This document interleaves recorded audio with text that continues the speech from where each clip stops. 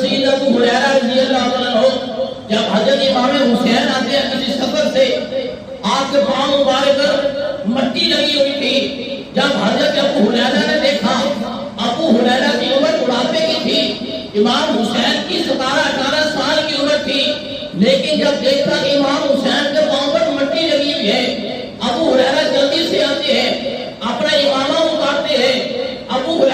حضرت ابو ہریرہ امام حسین کے پاؤں صاف کرنے لگتے ہیں۔ حضرت امام حسین کا فرماتے ہیں کہ چچا یہ آپ کیا کر رہے ہیں؟ آپ میرے نانا جان کے صحابی ہیں، پھر حدیث کے اتنے بڑے حافظ ہیں، آپ کا مقام تو بہت زیادہ ہے، آپ میرے پاؤں صاف کر رہے ہیں۔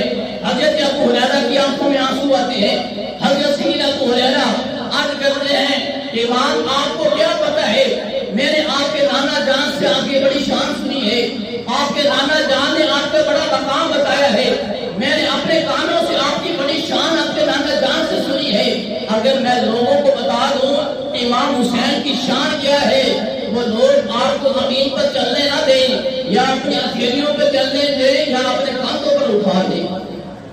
یہ حضرت ابو ہریرہ رضی اللہ عنہ جو حافظ حدیث ہیں، جن کو وہ مقام حاصل ہے کہ سب سے زیادہ راوی جنہوں نے حدیث سے راوی ہے، جن سے مروی ہے، وہ حضرت ابو ہریرہ ہیں۔